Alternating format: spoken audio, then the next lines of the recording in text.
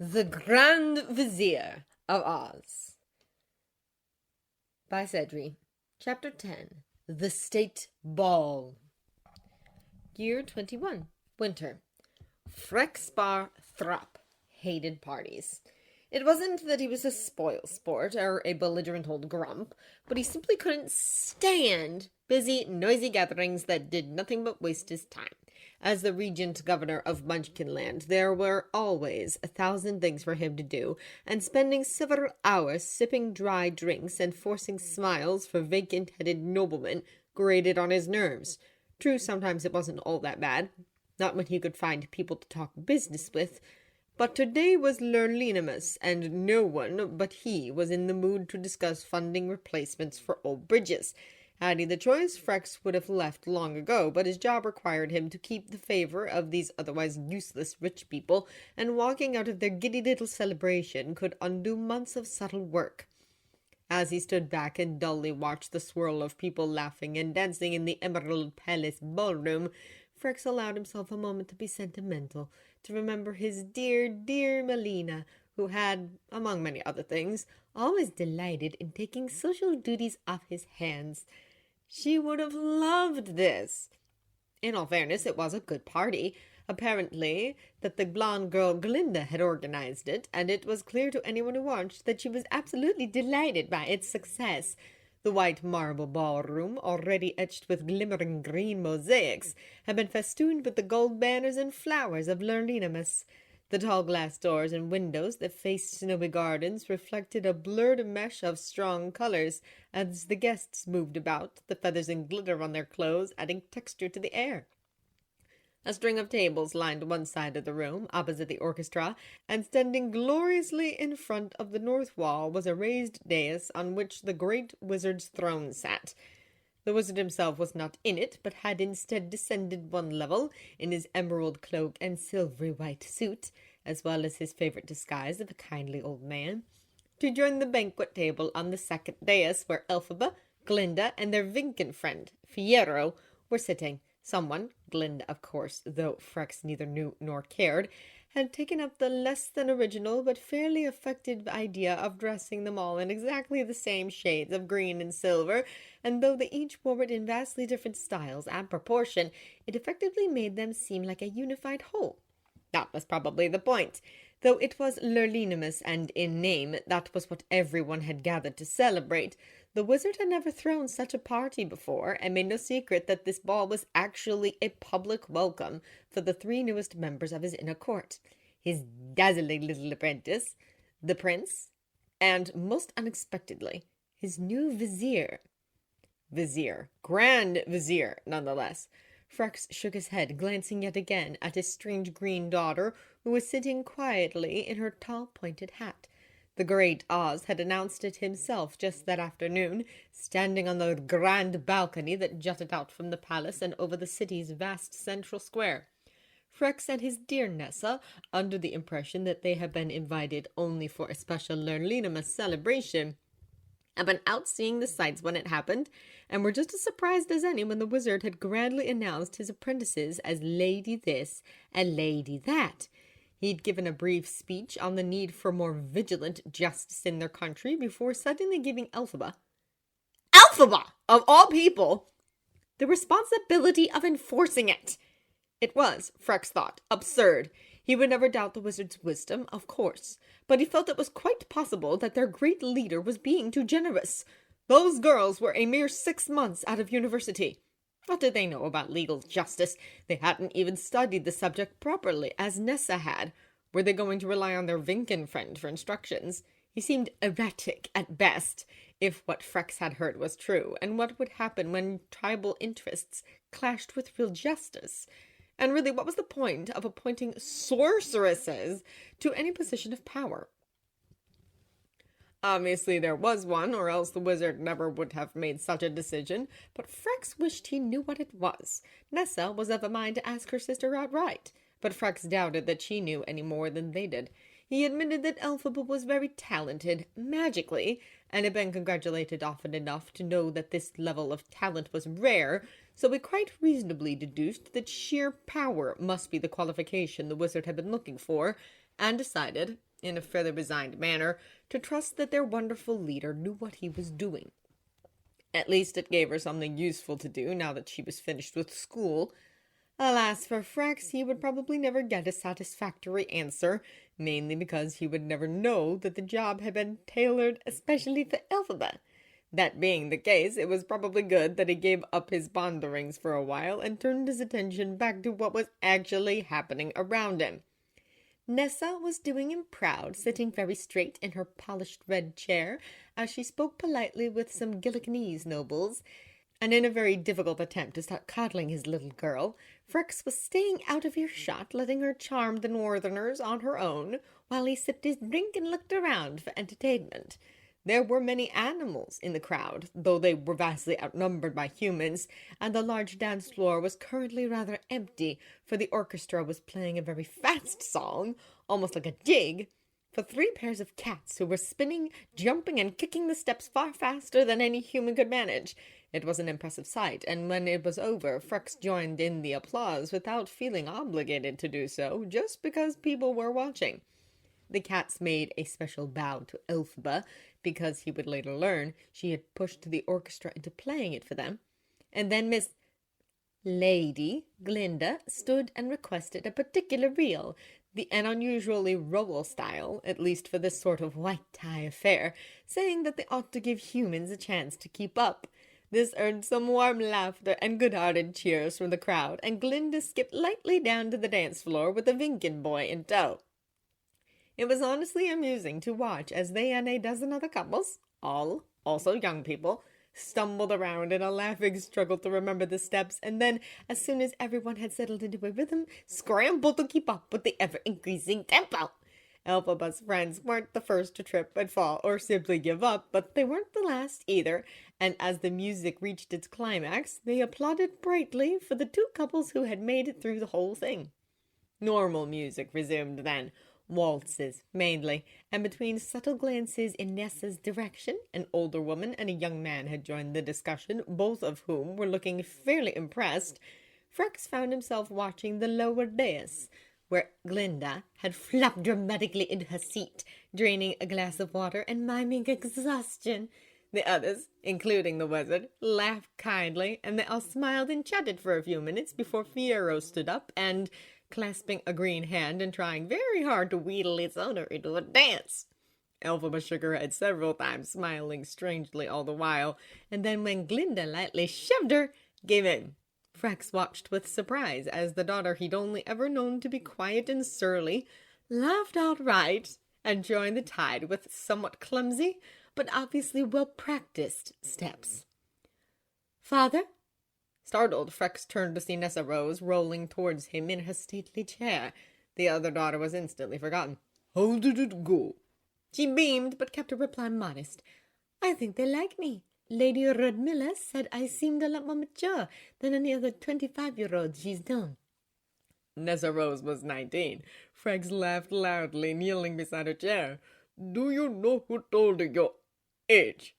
he asked, curious and planning to gather compliments when he corrected them. Nessa's smile faded. "She guessed. They all know Elphaba is 21. Frex scowled, not because he disapproved of his green daughter's sudden fame, which he did, but because it was making Nessa unhappy. "Don't worry, my pretty," he said, taking her thin white hand. "You know what the people are like. They love anything they can gossip about. But you're soon to be Madame Governor, and that earns respect." Usually Nessa would have smiled at that and moved on, but this time she just kept on looking sad. "Why didn't she tell me about this, Father?" she asked quietly. "She used to tell me everything. Now it's always Glinda who knows things," she added with a faint sneer. Frex squeezed her hand, and then, after making sure no one saw and spoiled Nessa's new reputation, leaned over and kissed her forehead. "If Elphaba thinks she's found better friends, that's a mistake. One day she'll look back and realize just how special you are, and then she'll be sorry." "But what if she doesn't come back?" Rex hesitated, his eyes darting to the floor where Elphaba and the Vinkin were dancing by, slow enough to talk at the same time. In all honesty, he hoped she wouldn't, and justified that it would be the perfect solution. City life was appealing after all, and maybe she could be of real help to the wizard with her magic. They all knew she wasn't needed in Munchkinland, eldest child or no, but if Nessa wanted her... Of course she will. Finally reassured, his daughter smiled again, and Freck softened as he saw in Nessa's face the soft curve of lips and cheek that was copied exactly from her mother. Melena's smile had been more quirky, more mischievous and childish, but the beauty was there, and for Frex that made his younger daughter more precious than ever. As they moved around the room for the next 20 minutes, bumping into several important people and charming them all with Nessa's delicate wit, Frex found himself pondering again, this time sadly. For the 1000th time he asked the unnamed god why his sweet, beautiful child had to have been born a cripple. The notion that milk flowers might be responsible had long since been banished from his mind as an old wives' tale. All he thought about was that it should be Nessa out there on the dance floor laughing with a handsome partner. Nessa deserved that, and was forever denied. Why? Absently, Frex looked past their current circle of listeners and back at the floor. Directly across from him was the white dais, where Lady Glinda, now quiet, was resting her chin in her palm as she gazed around with a sad, or was it longing, expression. Between them were the whirling dancers, but Elphaba and her partner were nowhere to be seen. There was something silly, selfish, and altogether much too fun about sneaking out of a party being thrown in your name. It's even better when you don't escape alone, but are goaded and almost dragged by an accomplice who is more fun-loving and much less rule-abiding than you are. Add to that the fact that you've escaped into the picturesque palace gardens at night when they are empty but for moonlight, and that this person is looking for an excuse to kiss you, and... well, things become just about perfect.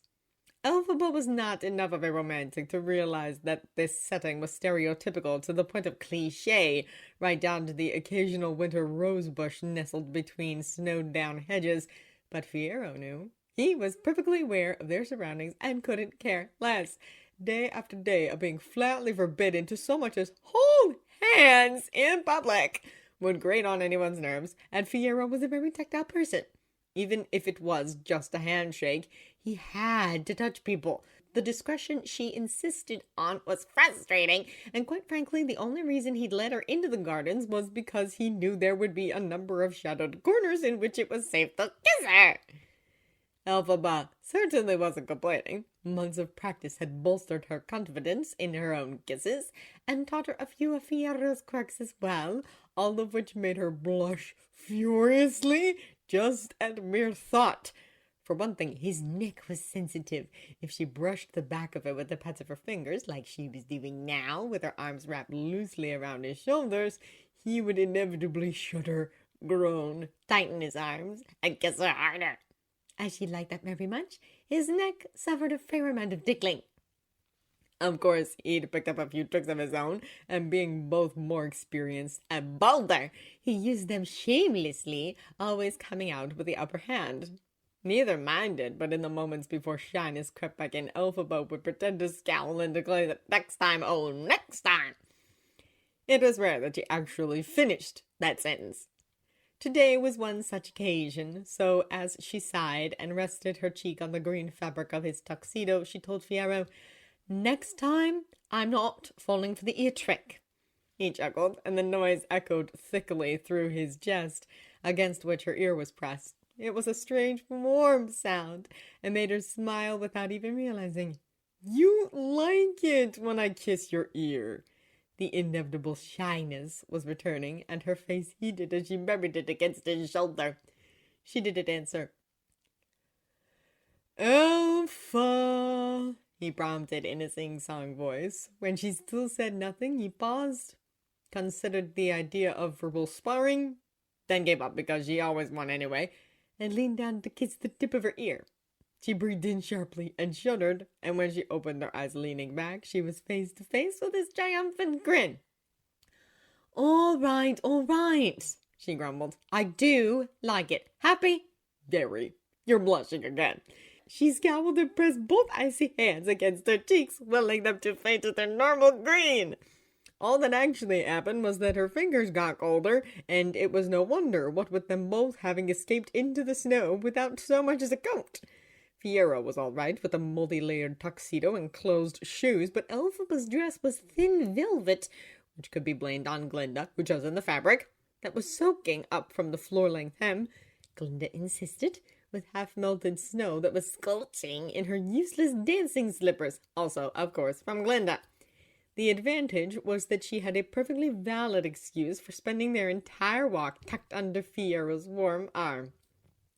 It wasn't a very long walk, sadly, for even though the gardens were extensive, and it took several leisurely minutes just to reach the smooth stone wall that ringed it, both knew they couldn't be gone very long without somebody noticing, and in fact neither of them were aware of just how fast some of the sharper observers would notice their absence. Still, the peace was alluring, as was the chance to be alone together, and party be damned, neither of them were wasting it. Unfortunately, it was during one of their longer, more intense kisses that 8 months' worth of luck finally ran out, and someone saw them. Someone who had not only come out looking for them, but who was, at least in Elphaba's mind, the worst witness imaginable. It wasn't Glinda.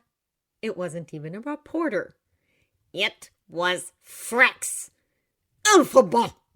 Pinned between a warm body and the cold stone wall, Elphaba could not jump, but she stiffened and yanked her arms back to her chest, cheeks blazing. She didn't know what to say. Fiero, on the other hand, dealt with irate fathers before. "Governor Thrupp," he said evenly, respectfully, taking half a step backwards. "Good evening." "Isn't it?" said Frex flatly. His eyes flickered over the prince, then settled on Elphaba with a sort of horrified fury that his apparent daughter had never seen before. "Father—" "How dare you!" Though it wasn't directed at him, Fiero answered anyway. "I promise you, sir, there's nothing indecent here." Elphaba blinked, breaking her father's gaze long enough to stare at him. He'd just had her backed up against a wall. How can he possibly declare that to be nothing indecent? Frex didn't seem to care. His eyes were fixed on Elphaba, and Fiero found that strange, since usually he was considered to be the only one at fault. "Governor." "Excuse us. Please. I want a word with my daughter." Now thoroughly baffled, Fiero looked at Elphaba, who was equally so. She hesitated, then said, "Glinda will be wanting another dance anyway." Nodding, Fiero withdrew, but couldn't resist kissing her hand as he left, just because. To his surprise and annoyance, Frex ignored that too. Silence lingered until the prince was out of earshot, and then Frex began to seethe. "What do you think you're doing?" "I'm not a child, father," said Elphaba quietly. "He's a good—" "I don't care why you want him," snapped Frex, stepping closer and pointing a finger at her. "This is wrong." "It's my life." "And you have a moral duty, especially now. You cannot use magic to make people like you." Her eyes widened, then narrowed. "What?" "Did you really think no one would notice whatever love spell or potion you're using to make him want you? Stop!" "I'm not using a—" "Don't lie to me," snapped Frex. "This is illegal. I'll inform the wizard if I have to." "You wouldn't dare," said Elphaba, and it was a fact, not a challenge. "I know you too, father. You'd be too humiliated to ever bring that sort of shame on the family." He grabbed her arm just as he had done every time she'd misbehaved since she was little, and it shook her cold confidence. "Don't be so selfish," he growled. "Think of your sister." Something broke inside her. Something painful. Wrenching herself free, she said, "Nessa will be fine. She has you." Then she was gone. Fiero was lingering outside one of the tall glass doors when Elphaba returned, storming out of the shadows and back into the noisy golden light. Her jaw was rigid and her eyes hard, but when she took his offered hand, it was gripped with the desperation of a lifeline. "Elphaba, what happened?" he asked, glancing around for the missing governor. "You all right?" "Do you trust me, Fiero?" she asked, looking him straight in the eye. His brow furrowed in confusion, but he nodded. "Of course I do." Closing her eyes, she nodded slowly. Then, seeming to draw strength from his words, she straightened up and took a deep breath, forcing her posture to relax. She even put on an almost convincing smile. "Let's go," she said, nodding at the warm light inside. "I don't want anyone wondering where we've been." Morning found Elphaba sitting quietly in her apartment, curled in a stuffed armchair with a book on her lap. She had been up for a while, almost since before light had broken in through the broad windows that filled an entire wall of her parlor. This suite of 3 rooms, an identical reflection of Glinda's right next door, had been prepared for her by Oscar some months in advance, and she had to admit that she liked it. The bed and bathrooms were nothing special, functional, comfortable, and nowhere near as ostentatious as in the rooms she had borrowed on earlier visits. The parlor was bigger, but had a sense of coziness, thanks to a small fireplace and the couch arranged in front of it. There were a few subdued pieces of art on the walls, which Elphaba mostly ignored, and row after row of bookshelves. Most were empty for now, but the grimoire and a good many other texts were always nestled in place, and it created an atmosphere that Elphaba felt she could relax in. She needed it. She hadn't slept well despite turning in early, and had woken at dawn horrified and convinced that she really had been using her magic on Fiyero, and that he was struggling to escape it. A hot bath had calmed her, but she hadn't been able to shake the sick feeling that maybe it was true. Anyway, maybe she'd used her magic unconsciously somehow to get what she wanted. It had happened before, after all, and... No, those incidents had never been subtle. Summoning Nessa's chair, lashing out at a tutor, mending the tear that would have had her father screaming about wasting money on new clothes. They had all been quick, sharp, and noisy. Never subtle. Fiyero was happy, and he wanted to be with her. Frex was just making wild guesses. But it was exactly the sort of thing she feared people thinking, and it only doubled her determination to never let this whatever it was, this relationship become public. A loud rapping noise startled her, and she jumped before realizing that it was just someone knocking on the door. Marking her page, she slowly walked over to open it. Glinda was waiting outside, perfectly groomed and utterly horrified. "Your hair!" "What?" asked Elphaba, brow furrowed, as she reached up to her head. Oh, it was still tangled from the bath. "Elfie, what were you thinking?" cried Glinda, barging in and kicking the door shut behind her. "This is your first official day as Grand Vizier. You can't go out looking like that!" Passively, for she knew better than to argue, Elphaba allowed her friend to drag her by the wrist into the bedroom, then sat down as Glinda snatched up the lone hairbrush from her dresser. "We'll be late for breakfast," she grumbled. "They'll wait," assured Elphaba, finger-combing a few tangles out. Glinda slapped her hand away and plopped down on the wide bed, sitting behind her friend and hurriedly brushing through every lock of long black hair. "You know, I can do this myself," said Elphaba after a minute. "If you want to go ahead and eat, I'll catch up." Glinda hesitated, busying her fingers with separating the sections for a simple style. Then she admitted, "I'm afraid I'll get lost again." Her friend chuckled. "You are so bad with directions," she said fondly. Glinda sighed. "I know, it's horrendable. Do you know I ended up in the East Wing last week just trying to find Fiero's room?" Now Elphaba blinked. "He's only 1 floor away. There aren't even any turns." Glinda blushed and evaded explanations by tying off the half-braid with a flourish and spreading the loose sections of hair over Elphaba's shoulders. "There, good enough. Let's go and eat." Another laugh. "Let's." With Elphaba leading, it took them only a few minutes to get from the wing housing their suites to the informal dining room attached to Oscar's. It had become a habit in these last few months for the 3 of them and Fiyero to have breakfast together before going off to do whatever it was they had to do that day. Oscar was the busiest, of course, with the dozens of advisors and barons and ministers wanting attention, but he had never once missed a meal, so it was a surprise to find themselves standing in an empty room. They were expected, obviously, for the table was laden with several hot dishes, perfect for breakfast on a cold day, but neither the wizard nor Fiyero was anywhere in sight. Hungry, Glinda didn't much care. She just sat down and lifted one platter's lid to reveal a thick steaming porridge, which she scooped up eagerly. Elphaba was still feeling a little sick from her dream, but filled the bowl anyway, avoiding the extra sugar and other touches that would have added taste to it. They had only just finished pouring themselves a glass of juice each when the door opened behind them. Oscar came in, holding several newspapers, and looking quite jolly. He was wearing the simplest clothes he could currently get away with. The seamstresses had somehow been wheedled into making fancy versions of his other world clothes, which, unlike the robes, he was actually able to walk in, and approached the round table with a spring in his step. "Good morning, girls!" he chirped. Elphaba shook her head, somewhat amused. "Good morning," she echoed, followed shortly by Glinda, who had to swallow a mouthful of porridge first. "You're twitching," she observed dryly. "What's the good news?" "You are my dear," Oscar replied, unfolding the papers and passing them around. They were morning editions of the city's 3 major newspapers, the Asian Times, the Emerald City Today, and the Herald, each of which was plastered with a large photo of the announcement balcony and some variant of "Wizard appoints Grand Vizier." Glinda squeaked and reached for them, and Elphaba let out a long breath. "Have you read them?" Oscar nodded. "And?" "We're off to a good start," he replied merrily. "They weren't quite as enthusiastic as I'd hoped, but that's journalism for you. They're more surprised by the new position than who I've appointed to it, which I imagine pleases you." She nodded. "Have they said anything about the animal issues?" "Not directly," Glinda told her, speed reading as she spoke.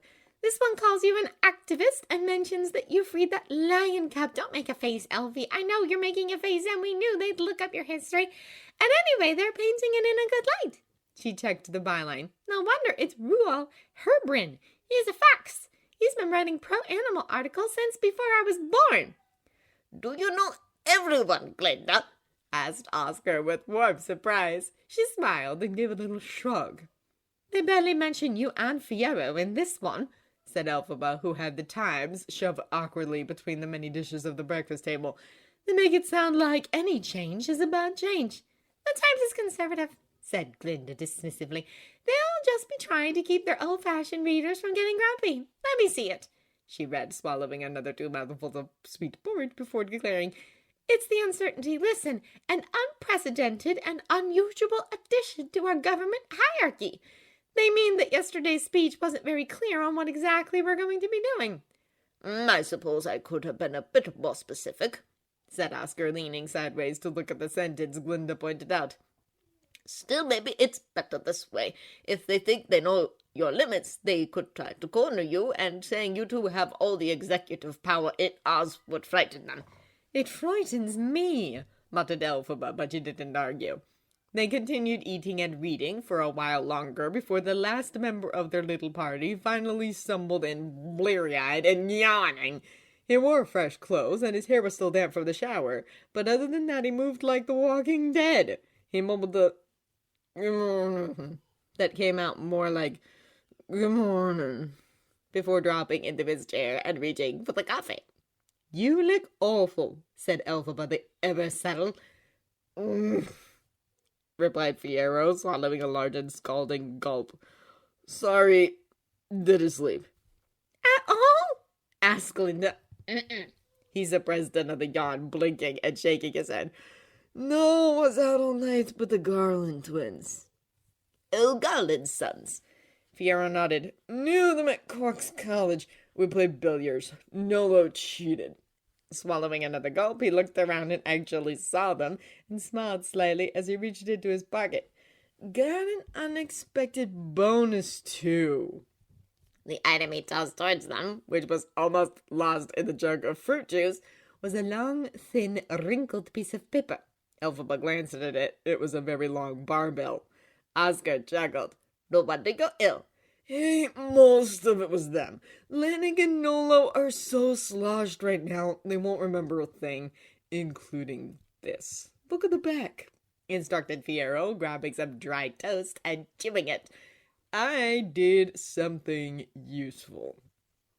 The reverse side of the paper had been split into 5 sections by scratches of dark green ink. Each had an initial or 2 scrawled at the top, with the rest of the words, all names of towns under Earl Garland's jurisdiction, having been added later in neater writing and a different ink. Below that, each section had 2 columns of numbers, varying from single digits to dozens and a few hundreds. "Left is the residents, right is the workers," added Fiyero. Glinda's brow furrowed. "This is The animal population? His mouth now full of toast and jam, Piero nodded, glancing at Elphaba, who was suddenly delighted. He swallowed. I don't think they know their father's been lying to us. It wasn't hard to get them talking about worker taxes. Not with that much liquor in them, observed Oscar with a grin. Well done, son, he exclaimed, clapping Fiero's shoulder. Fiero winced. Not so loud, he whimpered. Oscar apologized. Now, while we're on the subject of good news, he said to the girls in an obligingly soft tone, I think I found the perfect mission for you two to make a first impression with. Mission? Said Elphaba, one eyebrow raised. Jump, then, if you prefer. Mayor Dalton tells me there's some sort of neighborhood squabble over in the southeast district. He waved his hand absently towards the window, which actually faced west. Apparently not too serious at its core, but the entire area is up in arms over it. Animals versus humans, Elphaba asked cynically. No, actually, there's nothing all that racist about it. I think one of the plaintiffs is a leopard, but that's about it. There are humans siding with it, too. Glinda took another sip of juice. What's happened? Dalton's not entirely sure. Something financial, maybe with a personal grudge. You'll have to find out and see that it's settled fairly, he nodded to Elphaba, and to everyone's satisfaction. Glinda, he paused, looking around rather cheekily, and as he sipped juice, he added, Of course, if that doesn't work, you could always get them drunk. Piero glared.